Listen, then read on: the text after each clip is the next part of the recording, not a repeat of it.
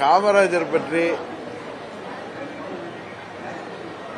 ஒரு விமர்சனம் வரும்பொழுது அதுக்கு வெகுண்டு எழ வேண்டிய காங்கிரஸ்காரர்கள் நீங்க சொன்னது மாதிரி எப்படியாவது சட்டமன்ற உறுப்பினர் ஆகணும், பாராளுமன்ற உறுப்பினர் ஆகணுங்கிற ஒரே காரணத்துக்காக திமுகவுக்கு ஜாலரா அடிச்சிட்டு இருக்காங்க. அதான் உண்மை. அவங்க காமராஜர் எல்லாம் மறந்து பல ஆண்டுகள் ஆகிவிட்டது. கடந்த 4 ஆண்டுகளில் செயல்படுத்தப்படாத உங்களுடன் ஸ்டாலின், ஓரணியில் தமிழ்நாடு இந்த ஸ்கீம் எல்லாம் லாஸ்டா அவசரமா கொண்டு வரக்கூடிய பின்னணி மக்கள் அவர் திரு ஸ்டாலின் கூட இல்லைங்கிறதுனாலதான் உங்களுடன் ஸ்டாலின் அப்படின்னு அவர் கற்பனையாக பல செயல்பாடுகளில் உருவாக்கி இயங்கிக் கொண்டிருக்காங்க. தேர்தல் வாக்குறுதிகளை கூட நிறைவேற்ற முடியாம மீண்டும் 200 தொகுதியில் ஜெயிச்சிருவேன், 210 தொகுதியில் ஜெயிச்சிருவேன் சொல்றதெல்லாம் அவர்கள் தங்களை தாங்களே ஏமாற்றி தான். இன்றைக்கு கூட்டணி கட்சியான திமுகவின் கூட்டணி கட்சியான கம்யூனிஸ்ட் பார்ட்டி தலைவர் சண்முகம் கிளியரா சொல்லியிருக்காரு. இன்னைக்கு தேர்தல் வாக்குறுதிகளை நிறைவேற்றி விட்டு தான் நாம் மக்களை சந்திக்க செல்லணும். அப்படின்னா மக்கள் சரியில்லைங்கிறத இன்டைரக்டா சொல்லியிருக்காரு. அதனால உறுதியாக திமுக ஆட்சி முடிவுக்கு வரப்போவது உறுதி. பிரதமர் நரேந்திர மோடியோட தமிழக வருகை குறித்து முக்கியமான அரசு நிகழ்ச்சிகள்லையும் ராஜேந்திர சோழனின் 1000வது ஆண்டு விழாவிலும் கலந்து கொள்வதற்காக வந்து சென்றிருக்கிறார். திமுக என்ன சொல்றாங்கன்னா அரசியல் தேர்தல் நெருங்கிட்டு இருக்கு, அதனாலதான் மோடி அடிக்கடி தமிழ்நாட்டுக்கு வராத மாதிரி திமுக மற்ற எதிர்கட்சி குற்றம் இருக்கிறாங்க. திமுக தேர்தல் வர்றதுனாலதான் மகளிருக்கெல்லாம் 1000 ரூபாய் எல்லா குடும்ப தலைவிக்கும் கொடுப்போம்னு சொன்னாங்க தேர்தலுக்கு முன்னாடி அவங்க தேர்தல் அறிக்கையில. ஆனா 3 ஆண்டு எல்லாரும் அழுத்தம் கொடுத்த பிறகுதான் எதிர்கட்சிகள் எல்லாரும் அழுத்தம் கொடுத்த பிறகுதான் தகுதியின் அடிப்படையில்னாங்க. குடும்ப தலைவிக்கு வேற என்ன தகுதி இருக்குன்னு தெரியல. இப்ப தேர்தல் நெருங்கினதுன்னதும் எல்லாருக்கும் கொடுக்கப்படுங்கிறார். இத்தனை நாள் வச்சிருந்த தகுதியினது அதனால இப்ப யாருக்கெல்லாம் கொடுக்கறாங்களோ அவங்களுக்கெல்லாம் கடந்த 1.5 ஆண்டாக என்னமோ அதை கொடுக்கறத அதுல இருந்து அவங்களுக்கும் கொடுக்கப்பட வேண்டும். அப்படி செஞ்சாங்கன்னா அவங்க உண்மையாக மக்களுக்காக செய்யறாங்கன்னு அர்த்தம். மற்றபடி மக்களை ஏமாற்றி எப்படியாவது ஆட்சிக்கு வந்து விடலாம் என்று திமுக இன்றைக்கு முழு முயற்சியில் இருக்காங்க.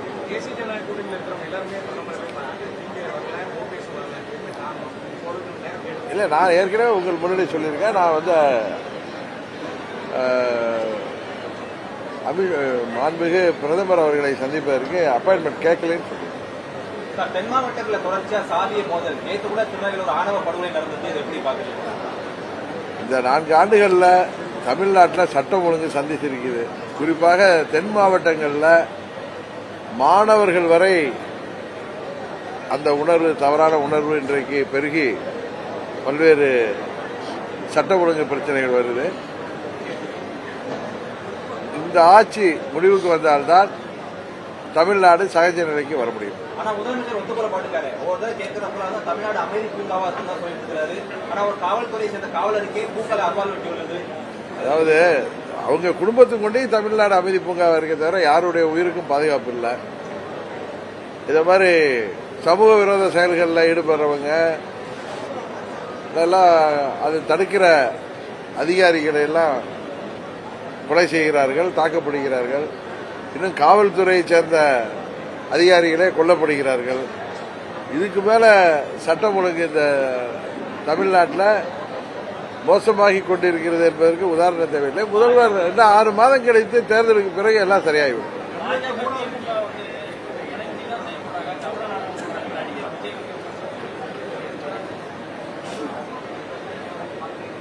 அது அவருடைய விமர்சனம். எல்லாம் எல்லாம் கத்திரிக்காய் முத்துனா கடைக்கு வந்துதானே அவனை எதா இருந்தாலும் தெரிஞ்சு போயிடும்.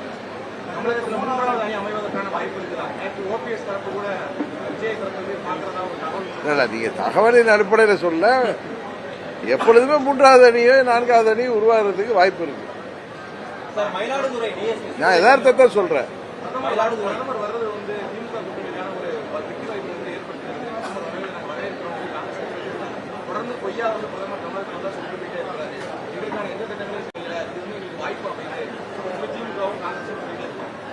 காங்கிரஸ்காரர்கள் காமராஜரையும் மறந்துட்டாங்க, காந்தியும் மறந்துட்டாங்க. அதனால அவங்களை பத்தி திமுகவுடைய ஒரு பி டீமாக தான் செயல்பட்டு இருக்காங்க. அதனால அவர்களுக்கெல்லாம் பதில் சொல்லி உங்க நேரத்தையே வீணடிக்க விரும்புகிறேன்னு நினைக்கிறேன்.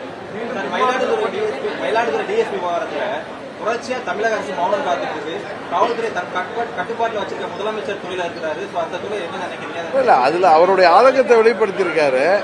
அதுல உண்மை நிலவரம் என்னன்னு தெரியாம நம்மளா அது வாய் பிடித்ததுன்னு பேசக்கூடாது. எப்படியும் அதுல உண்மை வெளிப்பட்டு விடும். ஏடிஜிபி மேல குற்றச்சாட்டு வச்சிருக்காரு சார். காவல்துறை உயர் பொறுப்பு இருக்கவங்க குற்றச்சாட்டு வச்சிருக்காருங்க. அவர் குற்றச்சாட்டு வைத்துக் கொண்டே நாம திரு டேவிட்சன் மேல வச்சிருக்காரு. அவர் ஒரு நல்ல அதிகாரி. அம்மா அவர்கள் காலத்திலிருந்து நம்ம பார்த்திருக்கோம். அப்படி இருக்கிறப்ப அவர் மேல ஒரு குற்றச்சாட்டு வர்றப்ப அதோட உண்மைத்தன்மை தெரியாம நம்ம பேசக்கூடாதுன்னு நினைக்கிறேன். 2026 சட்டமன்ற தேர்தலில் அமமுக நிலைப்பாடு என்ன? எந்த தொகுதியில் எந்தெந்த தொகுதியிலெல்லாம் அமமுகவுக்கு வெற்றி வாய்ப்பு இருக்கோ அந்த தொகுதியிலெல்லாம் உறுதியாக எங்க கூட்டணியில நாங்கள் போட்டியிட்டு என்டிஏ கூட்டணி உறுதியாக போட்டியிடுவேன். எந்த தொகுதின்னு இன்னும் முடிவு செய்யணும். தென் மதுரையை சுத்தி உள்ளது எல்லாமே தென் மாவட்டங்கள் தானே. முக்கியமான கேள்வி, பாஜக கூட கூட்டணியில அதிமுக இருக்கு, அமமுக இருக்கு. ஒருவேளை தேர்தல் பிரச்சாரத்துல அதிமுக கூட சேர்ந்து பிரச்சாரத்துக்கு வாய்ப்பு கிடைச்சா பண்ணுவீங்களா? அதாவது தேசிய ஜனநாயக கூட்டணியில ஏற்கனவே இந்த கேள்விக்கு நான் பதில் சொல்லிட்டேன். 234 தொகுதிக்கும் அம்மா மக்கள் முன்னேற்ற கழகத்தின் பொதுச் செயலாளரா உறுதியாக நான் சுற்றுப்பயணம் செல்வேன். அவர்கள் அழைக்கின்ற பட்சத்தில் சொல்லியிருக்கேன்.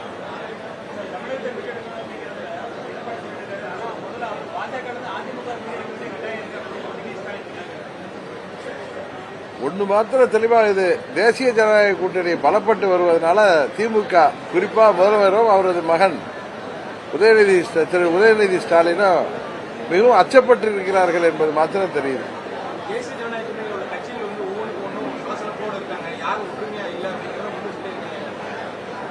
திமுக கூட்டணியில ரொம்ப எல்லாம் அமைதி புறாக்களா இருக்காங்களா என்ன? அங்கேயும் பல பிரச்சனைகள் இங்க ஓப்பனாவே வெளியில தெரியுது. எல்லாம் ஒரு 6 மாதத்துல எல்லாம் ஒரு சரிநிலைக்கு எந்தெந்த கூட்டணி எந்தெந்த கட்சிகள் உறுதிப்பட்டு உறுதியாக திமுகவை வீழ்த்துவதற்கு அம்மா மக்கள் முன்னேற்ற கழகம் செயல்படும். யாரு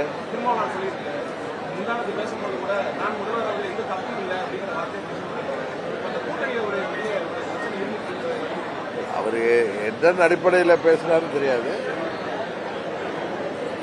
நண்பர் திருமாவளவன் அவர்கள் நீண்ட நாள அரசியல் உள்ளவர், சட்டமன்ற உறுப்பினரா பாராளுமன்ற உறுப்பினராக உள்ளவர். அவருக்கு முதல்வராக வர்றதுக்கு எல்லா தகுதியும் இருக்குன்னு தான் நானும் நினைக்கிறேன். நான் எதிர்கட்சியில் இருக்கிறதுனால ஒருத்தரை குறைத்து மதிப்பிடக்கூடாது. அவருக்கு ஒரு முதல்வராக கூடிய எல்லா தகுதிகளும் இருப்பதாகத்தான் நான் நினைக்கிறேன். அரசியலுக்கு அப்பாற்பட்டு முதலமைச்சர் உடலகம் கொடுத்து அமமுக விசாரிச்சீங்களா? தொலைபேசி பேசுறீங்களா? அவர்கிட்ட பேசல. நாங்க சம்பந்தமா அவர் விரைவில் நலம் பெற்று வரணும்னு நான் அறிக்கையை கொடுத்துருக்கேன்.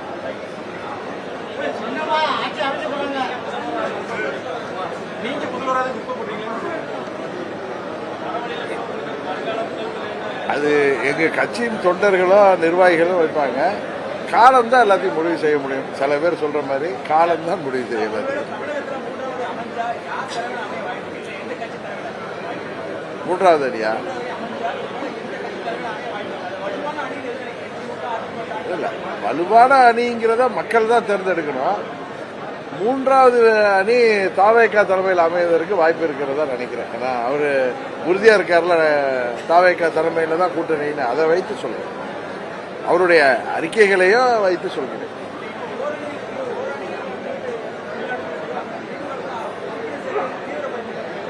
என்னங்க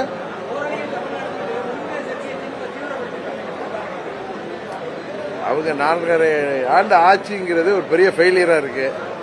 மக்கள் மத்தியில் கடும் கோபம் இருக்கு. சட்டம் ஒழுங்கு மோசமா இருக்கு. கஞ்சா போன்ற போதை மருந்து புழக்க வழக்கம் பட்டி தொட்டியெல்லாம் இருக்கு. இன்னும் சொல்ல போனா சிறுமியிலேருந்து வயது முதிர்ந்த மூதாட்டி வரை இன்றைக்கு வன்கொடுமைக்கு ஆளாகி உயிர் துறக்கின்ற நிலைமை இருக்கு. அனைத்து தரப்பு மக்களுமே சாலைக்கு போராடுகின்ற நிலைமையில இருக்காங்க. இதுவரை சுதந்திரம் அடைந்த பிறகு இப்படி ஒரு மோசமான ஆட்சியை பார்த்ததில்லை என்கிற அளவிற்கு இந்த திமுக ஆட்சி போய்கொண்டிருக்கிறது. உறுதியாக இந்த ஆட்சி வீழ்த்தப்பட வேண்டும் என்பதுதான் எல்லோருடைய விருப்பமும்.